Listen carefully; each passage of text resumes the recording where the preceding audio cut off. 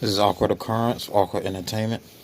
So today, we're going to be talking about the white supporters who showed up to the Georgia rally for Justice for Ahmaud.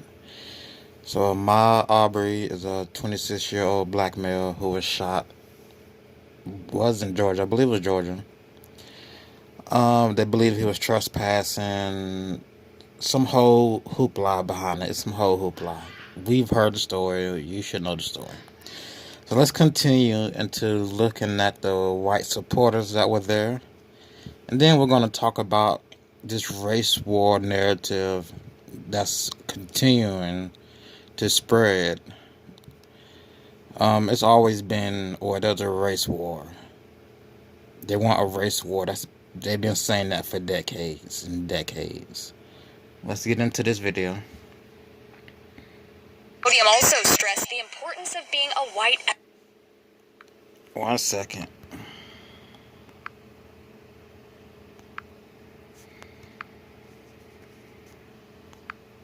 Yep, that was a correct Podium video. also stressed That was a correct video. the importance of being a white ally. I'm proud to be a white ally, but you couldn't always call me that, folks. I jog all the time, and I'm still here, and I'll keep being here because as a white person jogging, I'm not drawing any scrutiny, and it's just clear that this happens all the time, all over the country, and it's happening here. So he has on his Black Lives Matter shirt, and I forgot what he was saying. Man, McDonald's has hash browns.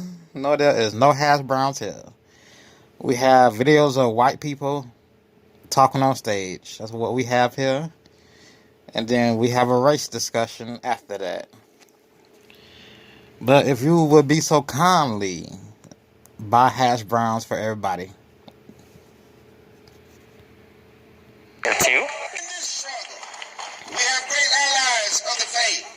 And I'm grateful that the Let me Unitarian go back. Universalist congregation of All the time, and I'm still here, and I'll keep being here because. Okay, he said he jogs all the time and he doesn't get scrutiny about it or get harassed about it, and that he still exists in the world. So, I like that Black Lives Matter shirt he got on. As a white person jogging, I'm not drawing any scrutiny, and it's just clear that this happens all the time, all over the country, and it's happening here too. in this struggle, we have great allies. But it shouldn't be about white and black. Like, it should be just focused on justice for Ahmaud, and the idea that being white or black somehow makes anyone innocent or guilty. In this case, like either Ahmaud or the suspects, it's absurd. Of the faith. And I'm grateful that the Unitarian So he's going to introduce driving Miss Daisy. She's going to come to the stage and talk for a few minutes. Universalist congregation of Brunswick stands as an ally. I still don't see a race war. It's always white people at these events, having to do with black injustices.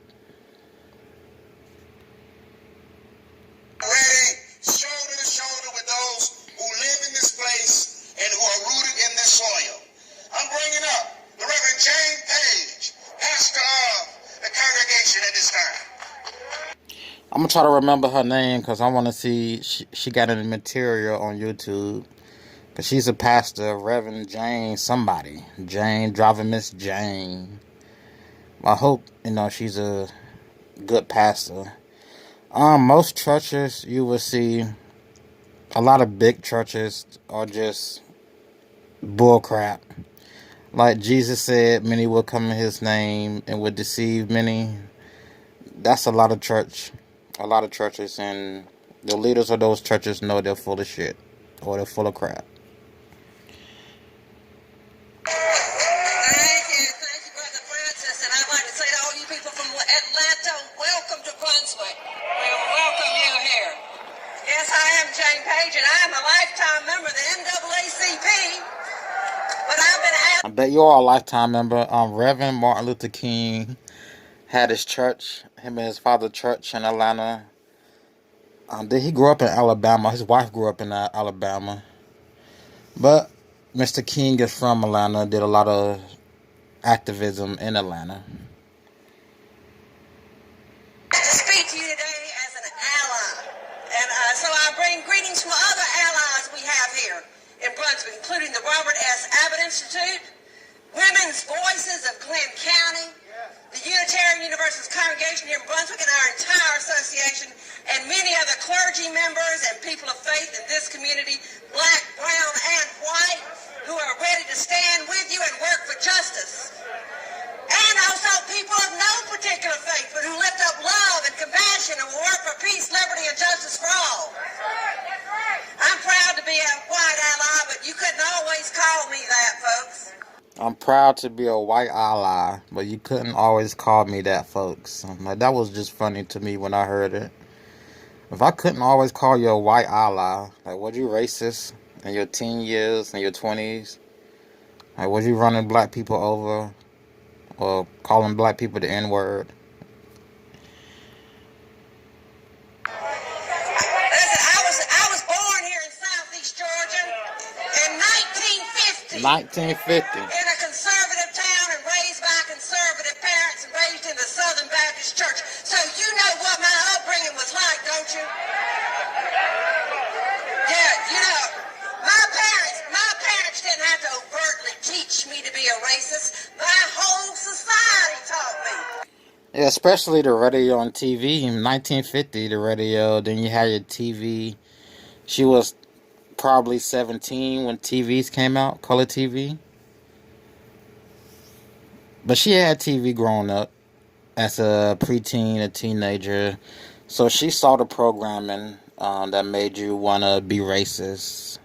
Or that told you to be racist and told you to see color and taught you race.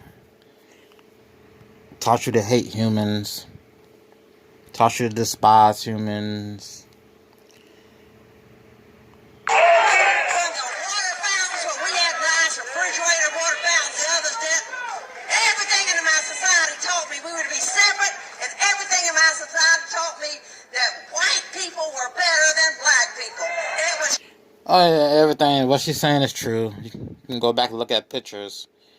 You know, blacks enter here, whites enter here. And what you want to blame? What you want to blame that programming on?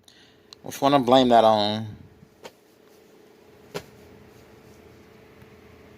taught everywhere. And that's how I grew up. Now, that Oh, that's the video? I should have got the whole video. I do have the whole video. Either way, like she was saying, back in 1950, she didn't have her parents to teach her race, how to be racist and prejudiced. Society was already doing that. So she was around, she was a teenager when Malcolm X and Martin Luther King got killed. But what point am I trying to make? Let me see.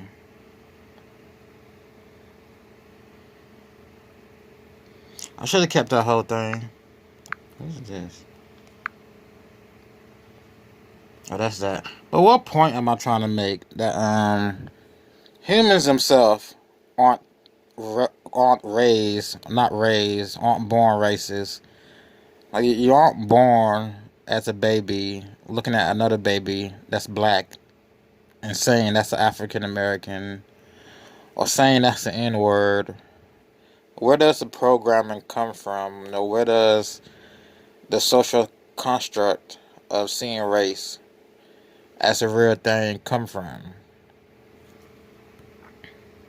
Well, you can trace that back to Darwin, before Darwin. And Darwin would be the racist devil worshiper who wrote that book about evolution. In the book, he talked about how whites are superior. Then he talked about some other creepy crap. You got some creepy white folks back in the 1800s. 19th century, 18th century, a bunch of creepy white folks. Black folks were just as creepy back then, too. They went along with the devil a whole bunch. The NAACP, it took 60 years after the NAACP was founded just for black people to be granted civil rights, or for them to write some on some piece of paper, black people will have civil rights. They basically just changed the programming. They just changed the programming. They gave the people the idea, hey, we'll give you civil rights integration. Instead of land of your own, we'll give you integration. Yeah, the wicked devil led the way for what you see then and now, then and now, then and now. Talk about civil rights. Malcolm X preached about re-educating the white people. I guess the whole civil rights movement was to re-educate white people. So do we need another civil rights movement? Not really. We need a civil movement. This is supposed to be the civil movement when you have all these shootings, then you get government officials funding crap like this, funding protests and rallies. I mean, don't be naive. All these rallies are funded and organized by the government itself. The same government that told everybody Martin Luther King was a communist in the 60s. The same government that had a problem with Malcolm X, but somehow worked with Malcolm X. Wink, wink, they worked together, but still. The same government that had its hands in the Black Panther movement. Right. They're still doing it today. You might as well call Black Lives Matters a modern day Black Panther group. Because Black Panthers still carry guns. They still carry their guns open carry. Black Lives Matters don't carry guns. So I guess they're supposed to be your modern day civil rights group that are against the Second Amendment. One carry guns, one doesn't.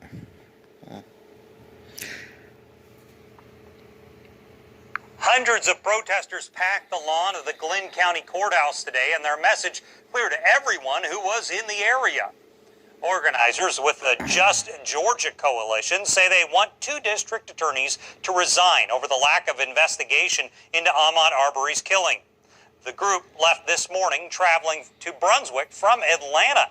News4Jax reporter Maggie Lorenz was there to hear more about their call to action. A demand for the resignations of District Attorneys Jackie Johnson and George Barnhill was the driving force behind today's rally. Activists calling their actions a mishandling of the Arbery investigation. Remove them all! Arrest them all! Charge them all! Convict them all! Sentence them all! Justice. I want everybody involved to be convicted. Everybody, the DA, the ones that accused themselves, the McMichaels, the man that filmed, everybody that was involved should be prosecuted. These hundreds of people weren't just gathered to show support for Ahmaud Arbery's family. Today's rally was a call to action. Today in Glenn County, we send a message. We will fight the long, hard fight. This could have been my stepson. It could have been my brother. Could have been either one of these girls. So we just here to support, and we're going to continue to support. Activists believe George Barnhill and Jackie Johnson should also... But I never see a race war. The idea of there being a race war is just dumbfounded. I don't get that. What race war do you guys see? There will never be a race war. It's just battles of division, conquer and divide. Conquer and divide doesn't mean a race war. It just means keep people disliking one another that look different. Keep them bickering with each other, even if it's manufactured by your television, if the bickering is just manufactured. Just keep them thinking that they're different. Keep them thinking that there's problems between some made-up thing called race and colors.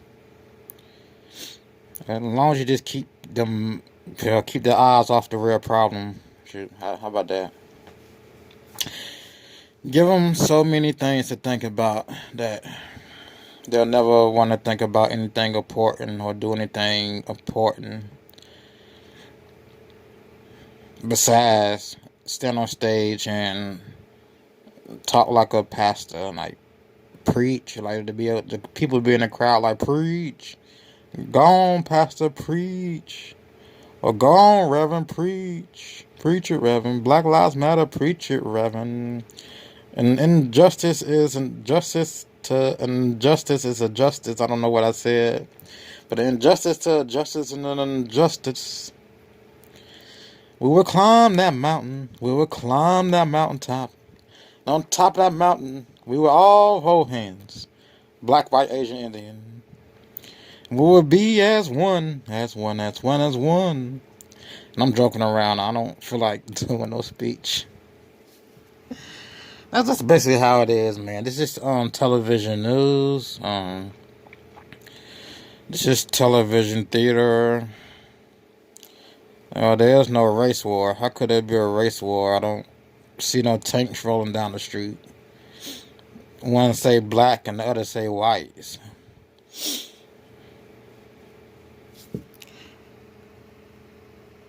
So be charged with criminal obstruction if the governor finds it appropriate. Those at the podium also stressed the importance of being a white ally. I'm proud to be a white ally, but you couldn't always call me that, folks. I jog all the time, and I'm still here, and I'll keep being here because as a white person jogging, I'm not drawing any scrutiny. Well, yeah, I went over this. He's not drawing any scrutiny. As a white person jogging, I'm not drawing any scrutiny.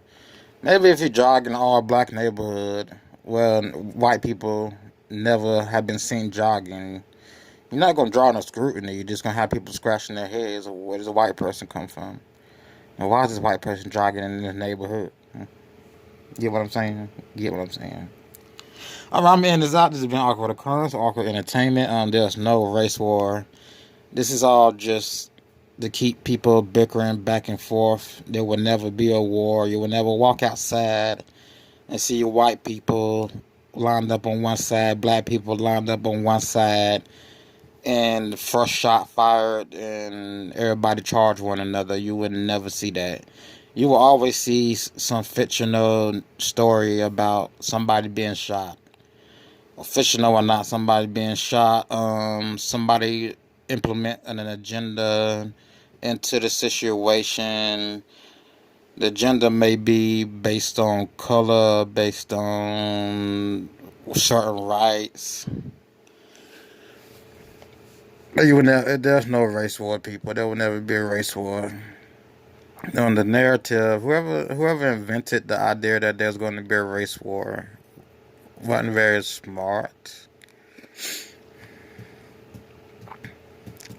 At the end of the day, we all know that there's really no such thing as race. We all bleed red. We all have 10 fingers, 10 toes, a nose. We all breathe oxygen. We were all created by God as the human race. I don't know where you get these subcategories at. Trying to break a race down into a breed. There's no such thing as a different breeds of humans. No such thing. I'm going to end this out. This has been Awkward Occurrence, Awkward Entertainment, and I will see you in the next video.